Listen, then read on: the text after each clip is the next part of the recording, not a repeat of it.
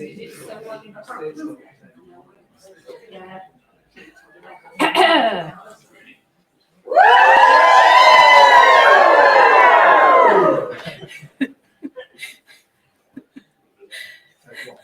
got to get myself back in focus. Okay, so welcome everybody. We're here at Waterstones in Derby for the Inner Brilliance Outer Shine book launch. Thank you so much for coming. So I'm going to kick off with the agenda because everybody wants to know what's going to be happening. Quite a few people have already said, so come on then, what's happening? So I'm going to begin with the thank yous, and there's a reason why I'm going to be doing that, but I'll explain in a moment. It involves you, Mel, an old story with you. Oh, we'll get to that in a moment. So then at 7 o'clock, and I'm also going to do a reading as well from the book. I'm going to read the conclusion because I'm not naive enough to believe that everybody reads the end of a book. Is that fair? Although I heard from someone today that they did actually read chapter 10, so that's brilliant. And then we'll move on. And Ros, this is the lovely Ros Watkins. I was saying Ros is actually a proper author with like a series of books. All right, Dee, how are you doing, Chuck? Now, Ros is the author of the D.I. Meg Dalton series, and her books are actually on sale as well tonight. So if you want 2 books signed this evening, and your first book is The Devil's Dice, isn't it? So it starts with that. So we're going to do that, and then there will be a book signing. Those of you watching at home, I'm probably going to switch you off then because it'll be a bit boring. And to everybody else, we'll be closing at 8 o'clock. So I am going to begin with the thank yous. So yes, Melanie King. Do you remember years ago, we'd been to a Havening conference and I was sat crying in your car. And it was to do, you'd said to me, well, why can't you ask for help? Why can't you ask for help? And that question made me burst into tears. Can you remember that or not? Vaguely. People cry in my car a lot. Yeah. And I said, it's a development area. I really need to work on it. I need to be able to get comfortable with asking for help. And so that's why I wanted to start with the thank yous, because I just cannot thank you enough for being here, because this is me asking for help and you've been part of my team, and it's just amazing the support that I've had. So I really appreciate the fact that you're here, and I'll never forget the fact that you're here as well. So I'm going to kind of do the book acknowledgements, but I'm going to do them in order of how the book kind of came to fruition. And I want to start by thanking people at Havening HQ, because without Havening, this book wouldn't even have come to fruition. Not only did it change my life, but it continues to change the life of my clients, some of whom are here today, aren't you? But that's another story. But what I really wanted to do, and my intention with this book, was to blow the lid off people not feeling good enough. And I could have written a book about people not feeling good enough, but to be honest, it's not trendy, is it? Imposter syndrome is. So that's why I picked that subject. And for me personally, and those of you that know me well, I procrastinated for 10 years over writing this book, which is ridiculous. And again, it was to do with not feeling particularly good enough. And where Havening comes in is that I do childhood work with people. So we go back to past events. And for me, that was age 5 at school. At best, I was average all the way through school. I can remember my mum's look of surprise when I got 5 GCSEs. She said, "You got 5? That's amazing." But at age 5, I was in remedial class, and I can remember feeling very different. And I would say probably I've got undiagnosed dyspraxia, dyslexia, dyscalculia. Something is quirky with my brain. And so that's how I ended up, as I say, in remedial lessons. But as I say, I want to blow the lid off people not feeling good enough and being able to feel good enough. So it's time for a bit more audience participation. So if you've experienced havening, what I want on a count of 3 is another woohoo, okay? So you ready? And your biggest woohoo. So you ready? 1, 2, 3. You see, it's audience on the waves. Lots of people are using havening. So moving on. This is where, there she is. I haven't got my long distance glasses on. I'm looking at you, Sarah Parkinson. So I want to thank Sarah Parkinson, partner at Brown Jacobson. Thank you. Sarah gave me a right royal kick up the arse, didn't you, love?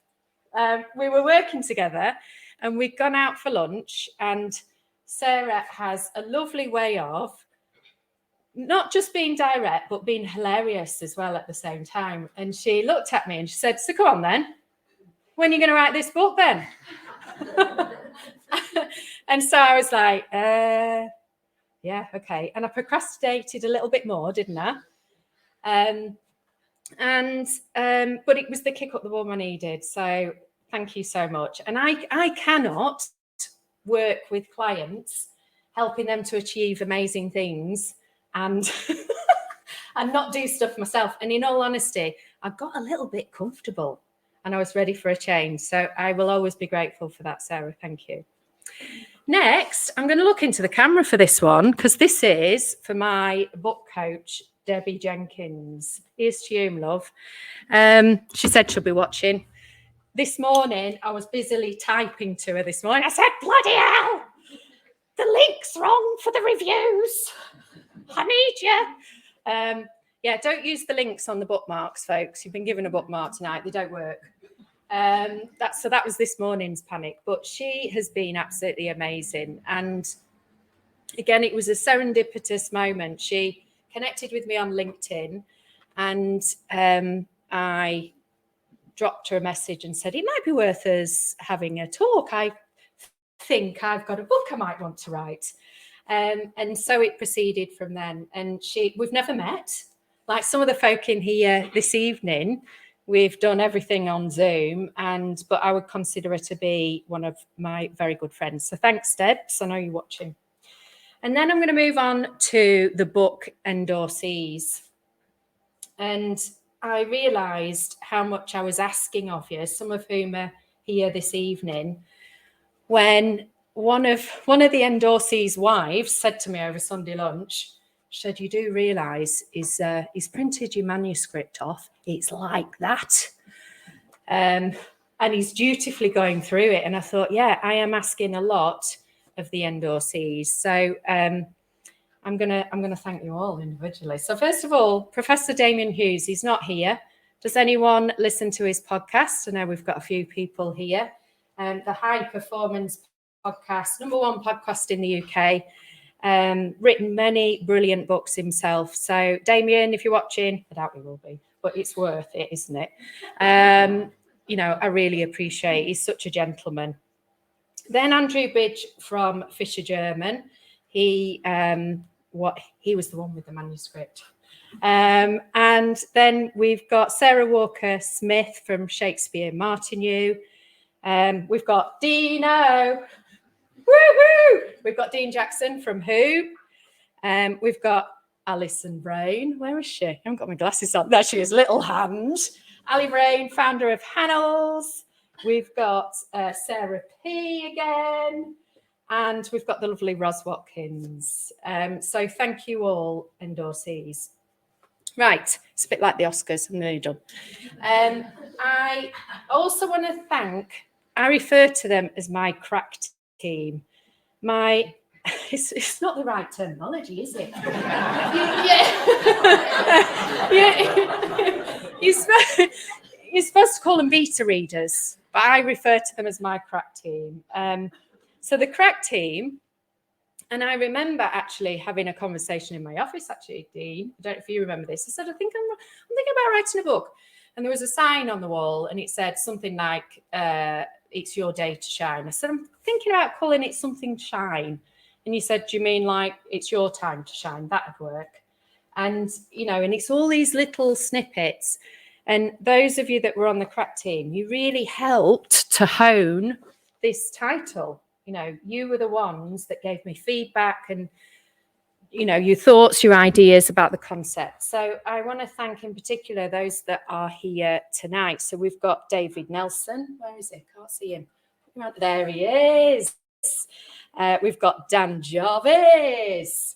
We've got James Willow. And you have been like my personal cheerleader over the last month. Thank you very much. I even got offered a lift in a Porsche for this evening. So that was... Yeah. Mr. Alan Jones, I saw you creeping at the back. Alan is my longest client, 20 years roughly. Is that fair? It is, yeah. You've been very quiet tonight. Yeah, well, I was late. Yeah. Davina Ripton, where is she? Woo! There we go. Ben Brain, there we go. And we've also got one very special lady here, Susan Clark. Let me tell you about Susan Clark. Susan Clark bulk bought books, handed them out to people, and there is talk of setting up a group, isn't there, so that they can go through, because the book isn't for the faint-hearted. You've actually got to do work. And so I thought that was a brilliant idea. And I'll again, so touched that you're here because I know you've travelled a long way. Right, then I'm going to thank my clients. My clients are, it's like I operate a secret club, isn't it? Although I'm saying hello to quite a few of you today, aren't I? No longer a secret. But without you, I couldn't have written or given colour to the book. Now, before you start, look at, who was it who said to me earlier, have your clients, oh, it was you, T, wasn't it? Have your clients spotted themselves in your book?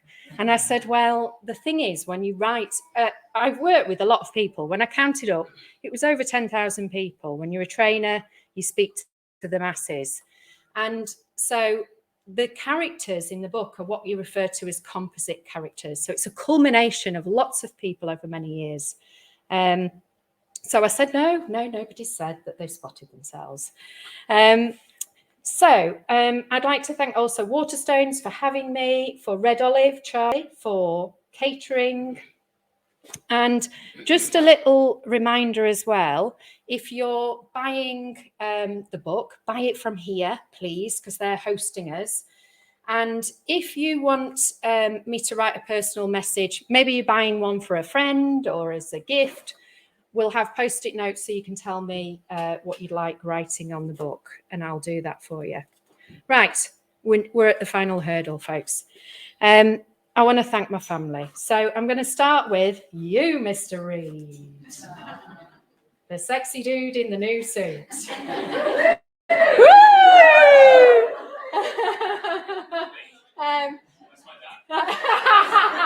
Not in front of the children, not in front of the children.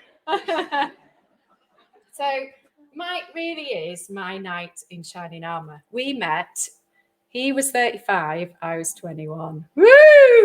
He was, my mum accused him of sexual harassment. Privately, she said, ooh, that boss, it's sexual harassment, it is. And I had, mum's like, oh my God, totally fed up. I had total imposter syndrome going on when it came to my relationship with Mike. He was hot to trot at Nelson's. He was. All the girls used to flutter their eyelashes at him. And one day he rang me and he said, can you go up to my office, please? And I said, will I need my notepad and pen? And he said, you won't do for this. And so I go upstairs and he says, look at his face. he says, I can't help the way I feel about you. And in that moment, you know that big lottery finger that goes like that? It was like that. I was like, are you talking to me? In my head, and metaphorically, I'm kind of turning around going, what, you've picked me? Yeah, he is my soulmate. He has been absolutely amazing. The book has become the bloody book. And he said to me, you're not going to write another, are you?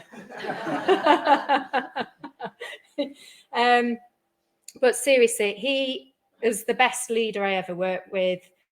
And he set fire in my belly because he believed in me, and he believed in me through his actions. He's a man of very few words, I'll be honest. Trying to get a compliment out of him is like trying to get blood out of a stone.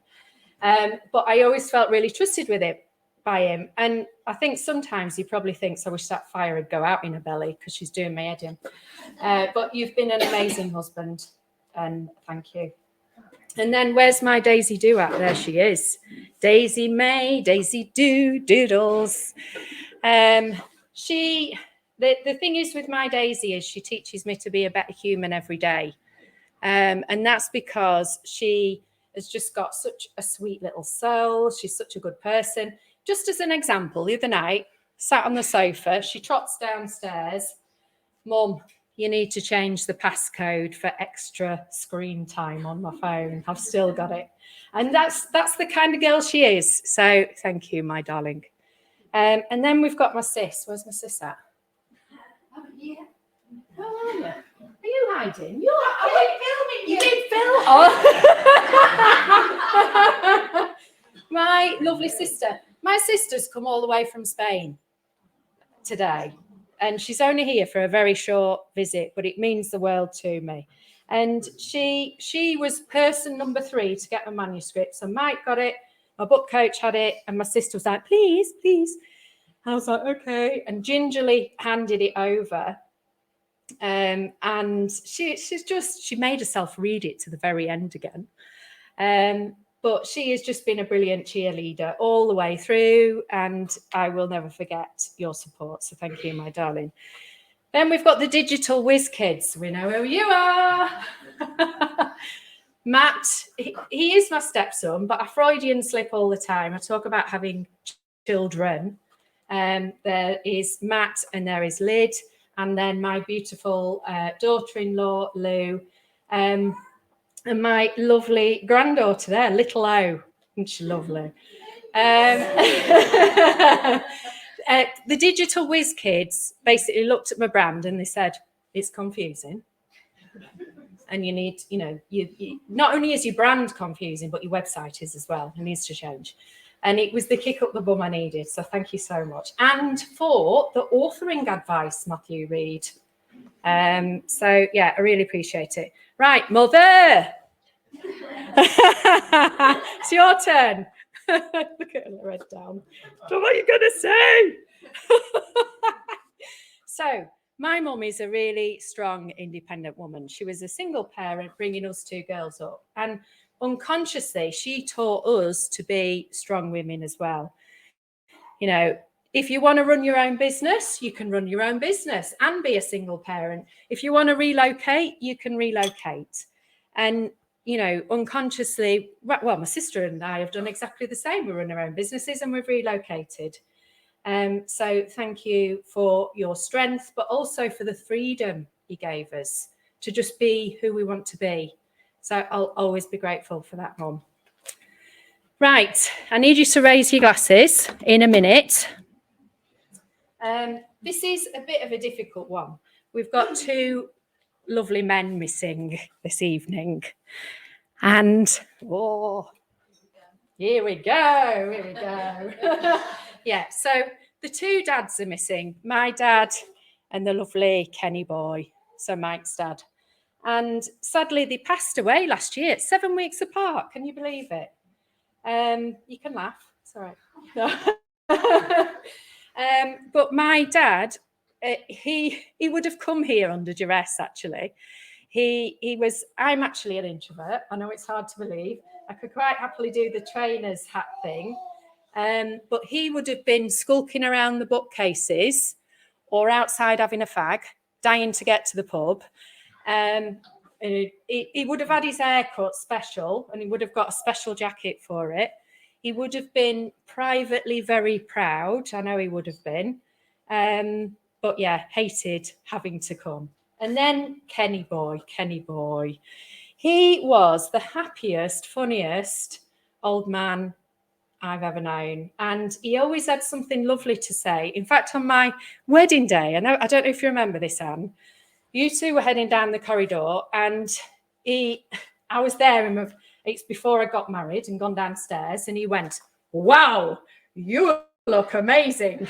and it was just the little pep I needed, in that moment. He was a brilliant salesman, and if he was here tonight, he would have been selling more books, wouldn't he, Anne? He would have been wheeling and dealing and having chats with you.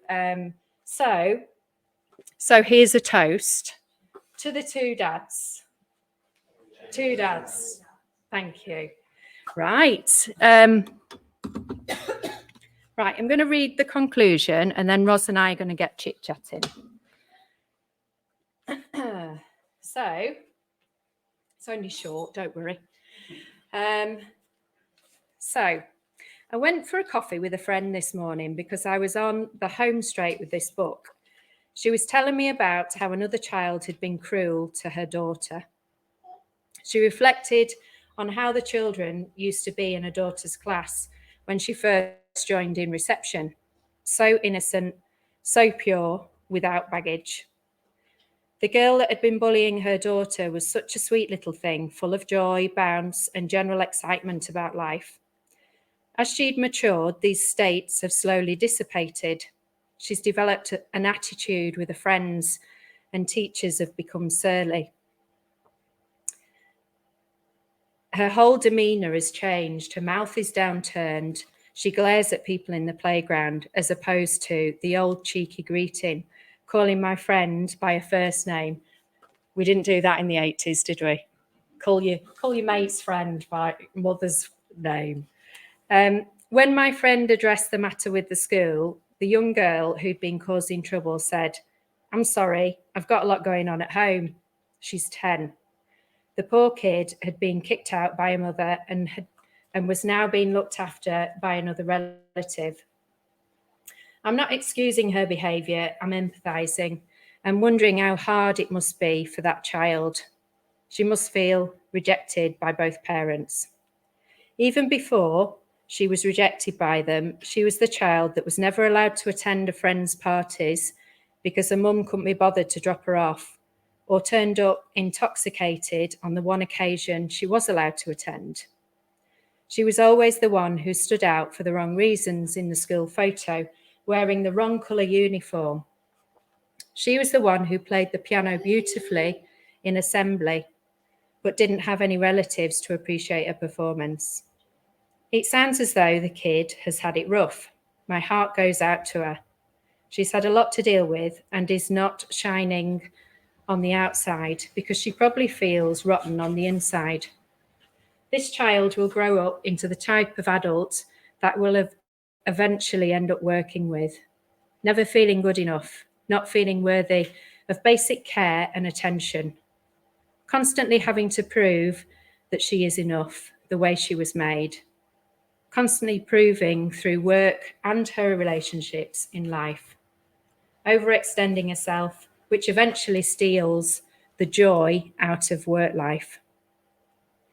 There are varying extremes of bad stuff that bend people out of shape and stop them from being the best version of themselves.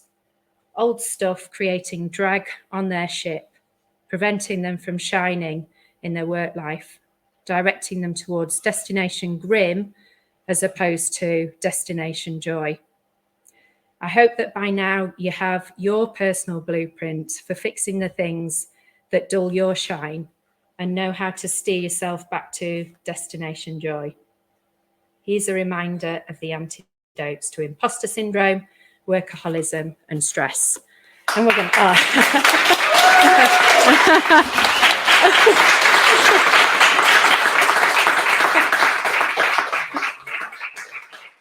I had to do my best reading voice then. All of a sudden I felt about 5 reading out in class. Yes, so the next bit we're going to make, you need to come in shots. Look, we've got to be on camera. It's really confusing because we're like back to front on here. So this is the bit where we just start talking about the book, actually. And we're going to start looking at some of the antidotes to imposter syndrome. So over to the lovely Ros. Hello. Well, firstly, congratulations. Thank you. Congratulations on this book. And yeah, I mean, I know it's amazing. You've been talking about it for a while. Ages, yeah. And it's fabulous to see it out there, and it's such a good book. Hi, everybody. My first question is, what possessed you to write a book? Why would you do such a crazy thing? Yeah, no, that is a really good question. Well, as you know, so you and I trained as coaches, didn't we? Together. We did. Is it about 20 years ago? No, it can't be that long. When you stop counting, isn't it? Yeah. But you know, remember the typical thing was, you become a coach and you write a book and da-da-da. But I didn't really have a good reason to write one in the early days. I knew I had an ambition to write a book, and I can remember, in fact, I'd gone to see Damien Hughes, funnily enough, and it was his book launch. His first book was Liquid Thinking, and I can remember sat in the audience. It was a CIPD event, and we had a bit of a giggle actually, because the audience was very cool and didn't participate very, very much, which was unusual for the branch actually. And after he finished, his microphone was still on. Dangerous. We've all been there. And he said, they were a bit of a hard audience, weren't they? And I was like, your mic's still on, your mic's still on. And so that's how we got to know each other. But I can remember watching him and thinking, and that was his first book launch. And I can remember thinking, wow, I would like to grow up one day and be like that. So that was where the ambition kind of started. But then we need a reason to write, don't we? Definitely. And as you probably know, I got sick probably about 12 years ago, to the extent where I thought my future was going to be in a wheelchair and in bed, and it was pretty crappy. And it felt really selfish getting better for myself. But there was a moment when I watched Daisy and her dad dancing in the living room. I'm still there, blank hair, in my pajamas. And I thought, do you know what? I need to get better for these guys, because I want to dance around the living room with them. So I then started to collect more tools, basically. And I was an NLPer, neuro-linguistic programming. I did practitioner, master practitioner, trainer. Still haven't found the thing. You know what this is like, don't you? I do. It's always like, I will be good enough to write the book after the next course. Yeah, that's it. No, that's exactly it. And I remember, when I got my degree certificate just down the road, for it's postgrad certificate, wasn't it? Yeah. For coaching. And I can remember being stood on stage thinking, this will be the moment when I feel good enough. No, still don't feel good enough. So it was, and then I became a hypnotherapist, an EFTer. That's happy. Do you remember we went on that weird course? Yes. Yep. We went on. It was called Integral Eye Movement Therapy, and you do all this in front of people's eyes, don't you? I don't use it, do you? Not at all. And I can't remember why, but we just couldn't stop laughing for the whole course. Not like us at all. No. And then I found Havening, and slowly but surely I recovered from ME.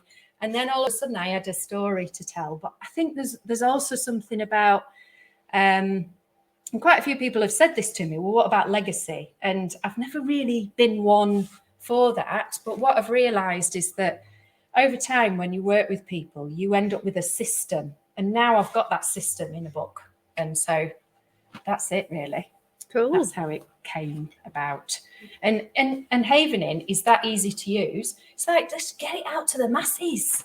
You know what I mean? Because it's not really out there much, is it? I No. tried to Google it and see if there was a book about it, and there wasn't really. No. Now there is. Yes. Well, there's one called The Past is Always Present, which was written by Ron Rudin. And I think there are a couple of other books, but there's not one with a main title of Havening. So just can you just tell us a little bit more about your book? Yes, sure. So it's about imposter syndrome. And if you're wondering what the connection is with imposter syndrome, workaholism, and stress, so I ended up with ME, or chronic fatigue, because I was a workaholic. And do you remember we used to meet while we were coaches? And I can remember us having a conversation about, I just seem to run everywhere, even though I work for myself. I run even when I'm making a cup of coffee. And can you remember that conversation? Yeah, I'm not like that anymore. Just a lovely writing having. The reason I ended up with ME is that, so without going into all the gory details, I contracted an infection. And because I'd weakened my immune system through being so stressed, through working, in fact, lovely Anne Perry, I can see her. Right, she's like, don't talk to me, don't point at me. I remember years ago going, it's just come back to me. It might even be in the book. I think it's in the book. And I went to your beauty parlour, and your therapist said to me, "Are you stressed?" Because I got like a beard of stress spots here. And I was like, no. But it was because I was perpetually stressed, and I didn't realise I was stressed. So when we overwork, and I was overworking because I was on this cycle of trying to prove I was enough. So always, adding more and more qualifications, degrees, no, I still didn't feel enough. And I really had to sort myself out, as I say, when I got sick. So the connection is, when we don't feel like we're enough, we overwork. When we overwork, we get stressed. And I work with some amazingly successful people, and I'm talking top 5% of, income earners. And they'll sit in the coaching chair and I'll look at them and I'll think, you're absolutely amazing. And yet they still can't see it themselves. So, and the thing is with imposter syndrome, it affects 70% of us. So that's a lot, isn't it? At some stage in our career. So we're all at risk of having it. But I think imposter syndrome goes broader. I think it's not just to do with our career. I think it can be to do with friendship groups. We can feel like an imposter. It can be when I learned to ski partner. And ski partners, yes, digital whiz kids. We felt like biffs, didn't we, on that first holiday? Do you remember? Yeah. We had all the gear. It was cheap gear as well, wasn't it? Like, you got all the new skiers with like the special offer on from Waterstones with the same outfit. And, you can feel like an imposter with hobbies as well, can't you? And so I think it goes broader than just the career. Okay. I think and also I've heard people experience it in families as well. So, yes. So how just so we know what we're talking about, how would you define imposter syndrome? How do I know if I got imposter syndrome or not? Good question. So there's an element of, it's about not feeling good enough. Often people are waiting for that tap on the shoulder, to be found out. As I say, I can remember Mike giving me a project. In fact, no, you invited me on that cricket initiative, didn't you? And I was in the toilets, age 21, and the girl that had the hots for him was outside, and she said, "What's that piddly Estelle Jenkinson doing on the programme?" As if I wasn't feeling like an imposter already. And I was like, oh my God, yeah, I've been found out. I shouldn't be on this program. So it's a sense of being found out. It's not being able to acknowledge our achievements and our strengths, and to own those. And that's actually one of the antidotes, is to own and recognize your strengths, your talents, your abilities, and not in a public way, don't come and stand on the balcony and, we're not going to make you do any of that, but just to self-acknowledge the great things that you're good at. So do you think does it tend to make you a high achiever? If you've got, do you keep doing like the next thing, I'll be good enough if only I could achieve the next thing? So there is a direct correlation with imposter syndrome and performance. Right. So again, what they've identified is that when we feel like an imposter, it drives our performance on. But the difficulty is we can get to a tipping point, can't we, sometimes when, and often I will say to clients, when is enough enough? When have you got enoughness? When do we go, I've made it, I've got that badge, I'm safe, I'm secure. And so yeah, it's absolutely a driver of performance, but it's that tip. In fact, I nearly called the book Tipping Point for that reason. So yeah. So is the book's obviously aimed very much at people who feel that they are suffering from imposter syndrome? Yeah, absolutely. Yeah, for sure. Yeah. But I mean, when clients come and work with me, they don't say, very rarely, although I tell a lie, more recently, because the book's been out, people have said, I'm coming to you for imposter syndrome. But typically people will come because they're stressed, or the joy of work and life has gone, they've lost the mojo or whatever else. And it's often just because they've been working too hard and they've ended up stressed. Okay. So what are some top tips for... Top tips, right, okay, yeah. Well, one is obviously havening. That's dedicated to a whole chapter. In fact, the first kind of half of the book is leading towards havening. In fact, just rub your hands like that, all of you, just rub your hands. Are you cold? No, you're havening, that's it.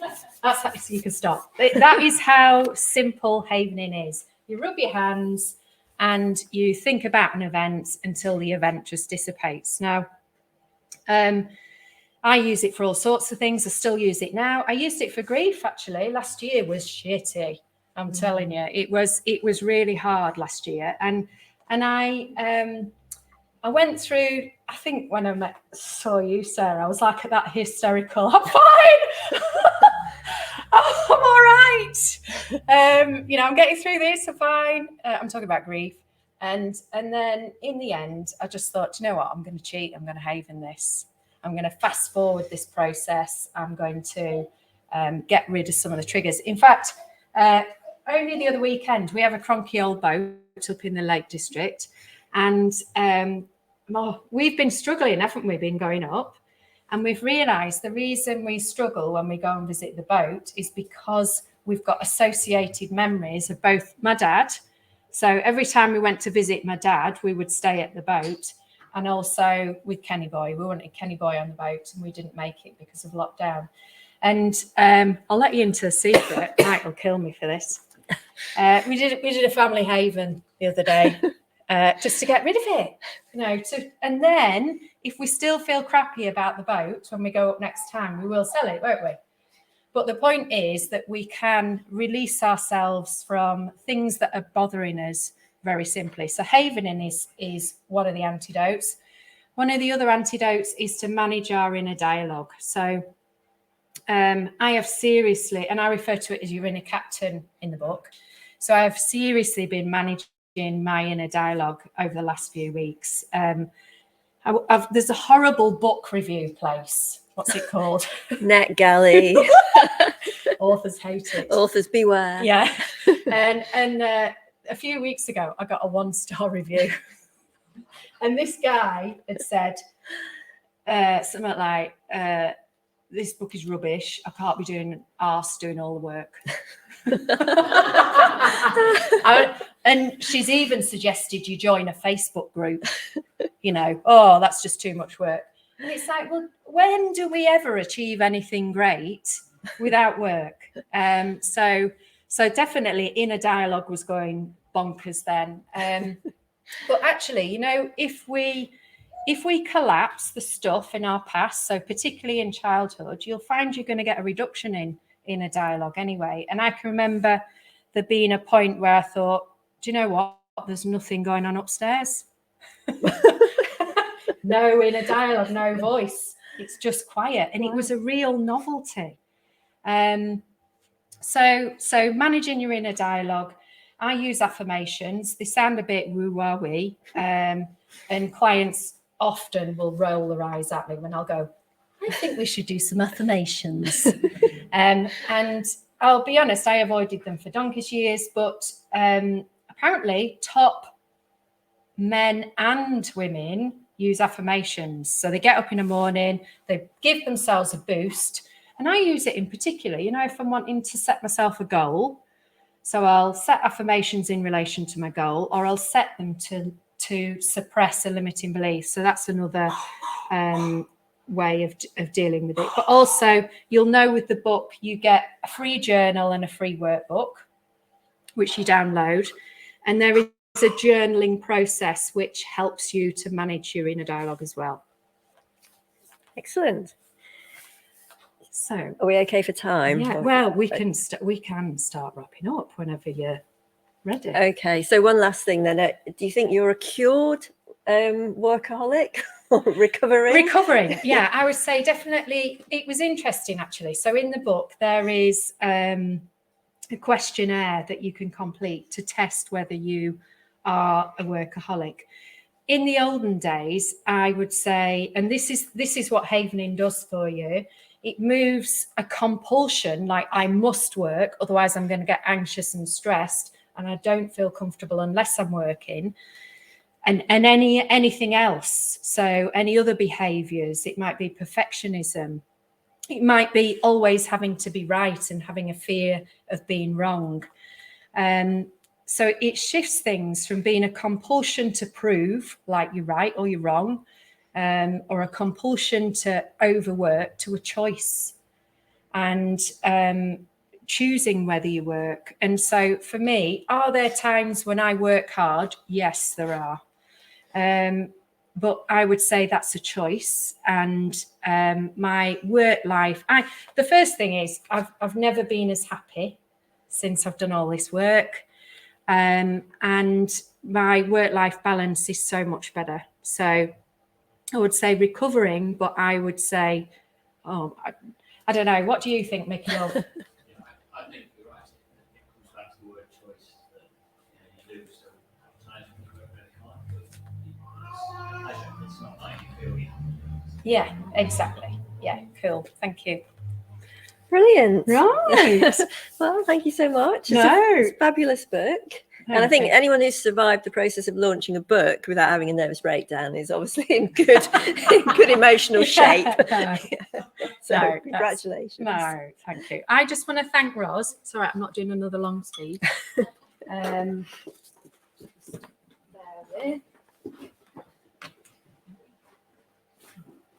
Roz has absolutely been my mentor throughout this.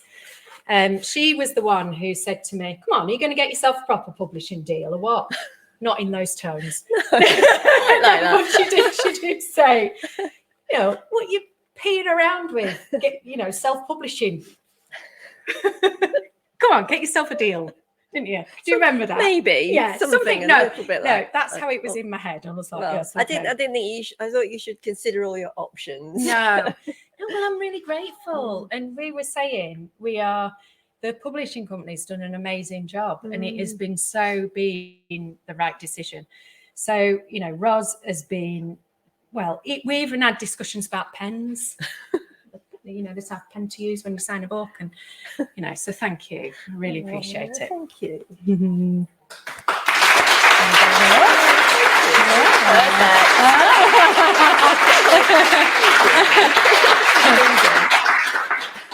So live streamers, we're going to go because we're going to do book signing now, and it's a bit boring for you. Thank you for watching. Take care.